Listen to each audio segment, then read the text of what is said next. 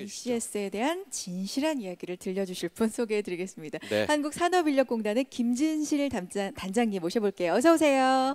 안녕하세요. 박수 부탁드릴게요. 네, 반갑습니다. 안녕하세요. 네, 자기소개 부탁드릴게요. 네, 지금 NCS 확산을 맡고 있는 한국산업인력공단 NCS 확산지원단 김진실입니다. 다시 인사드리겠습니다.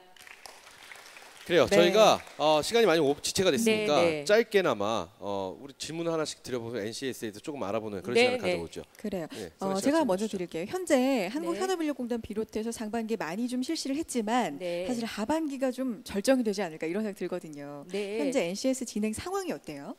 제가 오늘 여기 아까 계속 들었는데 많은 네. 전문가들 많이 굉장히 유명하신 분들도 오셔가지고 뭐 직무 능력이 중요하다, 뭐 경험이 중요하다, 회사가 중요하다, 뭐 직무가 중요하다 그런 말씀을 하셨는데 네. 과연 그런 직무 능력이 뭔지를 글로 보여주고 국가에서 정확하게 인증한 자료 를 보여줘야 되는데 그 자체가 바로 NCS라는 겁니다. 그 C라는 게 이제 컴피턴시인데 기업에서는 그것을 역량이라고 표현하고 우리 네. 국가에서는 능력이라고 하는데요. 그것을 국가가 이제 표준화시켜서 공개를 한 거예요. 그 NCS 채용을 이번에는 공공기관 이제 전체 공공기관이 한 300개인데 올해는 130개 기관이 의무적으로 그것을 해야 하는 거고요. 지금 6월 19일 오늘 현재로 지금 총 26개 기관이 채용 공고 한 1,396명이 채용 공고가 났고 14개 기관이 채용이 완료됐어요. 그리고 하반기에는 그 나머지 기관이 이제 공고를 할 거고요. 그다음에 이제 170개 기관은 이제 2017년까지 의무적으로 할 겁니다. 네. 근데 이제 지금 공공기관이 앞으로 하는 이유는 사회적 파급 효과가 굉장히 크기 때문에 네. 공공기관부터 한 이후에는 이제 자연적으로 이 선도 사례가 나와서 지금 민간 기업까지 확대할 수 있도록 하는데 지금 현재 지금 얼마 전에 14개 기관을 설문조사를 했어요. 과연 이 채용에 도움이 됐는지 기존보다 뭐 달라졌는지 네. 인사 담당자한테 물어보니까 5점 만점에 한 4.2 이상 거의 다 나왔고 인문계도 뭐 많은 우려가 있습니다. NCS는 무슨 기술 뭐 이쪽만 우대하는 거 아니냐 그러는데 뭐 서부발전이나 가스공사 근데 인문계 출신 비율이 훨씬 높아졌고요. 그 다음에 이직률 과연 옛날보다 신입사원 이직률이 얼마큼 이것도 비교 분석했더니 훨씬 낮아졌고 또한 그 전 출신 학교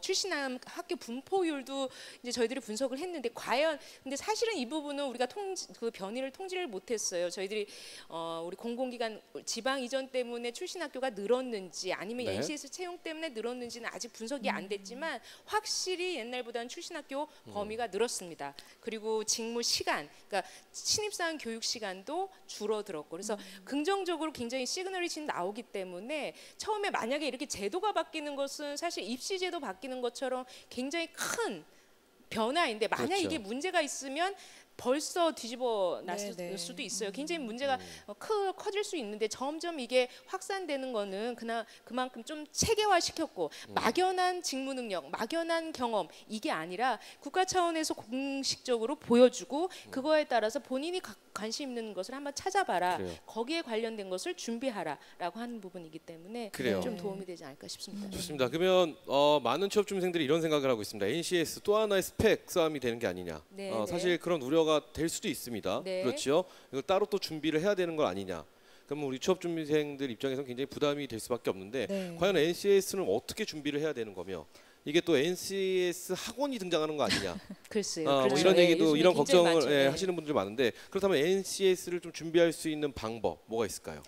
다시 말씀드리지만 8대 스펙 플러스 제2의 스펙, 뭐 제 9대 스펙이 아니라 여러분들이 불명확하게 준비했던 그런 스펙들을 NCS에 따라서 명확하게 이제 길라잡이를 해주는 거죠. 방향을 잡아주는 겁니다. 즉 본인이 가려고 했던 분야에 대해서 명확하게 NCS에 있는 부분에서 정하고 그와 관련된 기존에 본인이 쌓고 있던 것이 어느 건지 한번 비교 매핑을 시켜봐서 네. 좀 더 강조할 거면 강조하고 불필요하면 좀 이제 좀 덜하고 이런 식으로, 그러니까 명확한 목표 의식이 없이 쌓았던 스펙에 대한 길라잡이라고 생각을 하시면 되고요.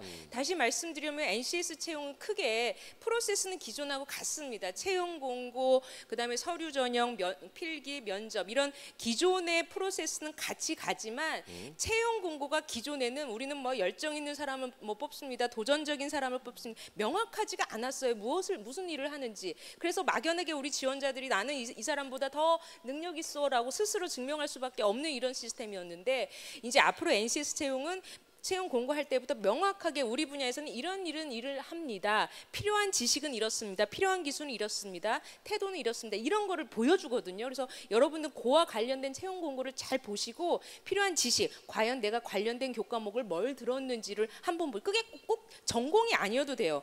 꼭 전공이 아니어도 되고 교양이어도 되고, 최근에 입사 지원서를 보고 많은 사람들이 나는 중문과 출신인데 그런 공공기관 못 가냐라고 그런 뭐 질문도 하시는데요. 그게 아니라 이런 필요 지식과 관련된 뭐 전공을 꼭 안 들었다 하더라도 사이버 교육이라던가 그런 걸 들어도 충분히 입사 지원서에 쓸 수 있도록 저희들이 이제 만들기 때문에, 그러니까 입사 지원서에서 사람들을 이렇게 차별하지 않게끔 하는 게 가장 초점입니다. 그리고 두 번째가 지금 인성을 굉장히 중요시 하잖아요. 우리 기업 인사 담당자들이. 근데 과연 인성이 뭘까요? 그게 저희들이 2005년도에 다 물어봤어요. 인사 담당자들한테. 그래서 근데 인성이 중요하다 하는데 과연 인성이 무엇인지, 그래서 저희들이 외국 사례를 봤더니 외국에서는 그 인성이라는 것을 코어 컴피턴시, 뭐 파운데이셔널 스킬, 뭐 키 스킬, 아주 직업인이라면 공통적으로 필요한 능력으로 뽑아놨더라고요. 뭐 커뮤니케이션 스킬, 뭐 프로블럼 솔빙 스킬.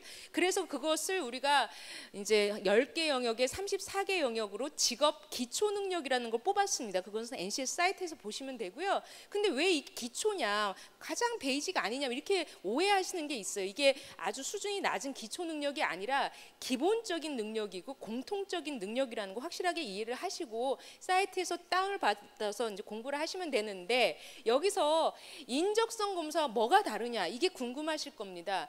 인적성 검사는 좀 IQ 테스트처럼 달달달달 외우는 지식 위주의 검사였다면, 그거 플러스, 그러니까 인적성 검사는 지식을 물어본다면 직업기초 능력은 뭔가 생각해서 문제를 해결할 수 있는 쪽으로 나가요. 그러니까 옛날에는 문제를 잘 푸는 사람 인적성 검사를 뽑았다면, 이제 직업기초 능력은 직무 상황을 주어지고 그 안에서 내가 어떤 것을 해결할 수 있는지.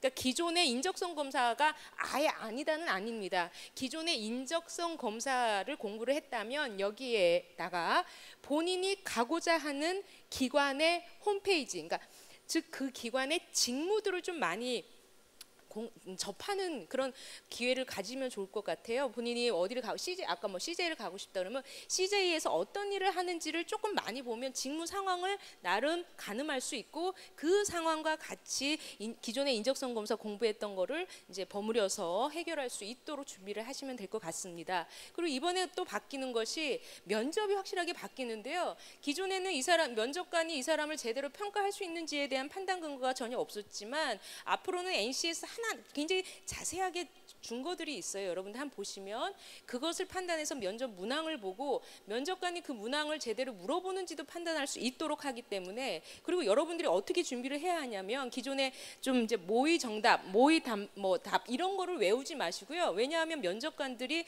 당신 이런 경험을 해본 적이 있습니까? 이렇게 물어보면 예전에는 달달달달 이런 거 했습니다라고 이제 그러고 끝났어요. 근데 NCS 기반 채용에서는 어떤 상황이었습니까?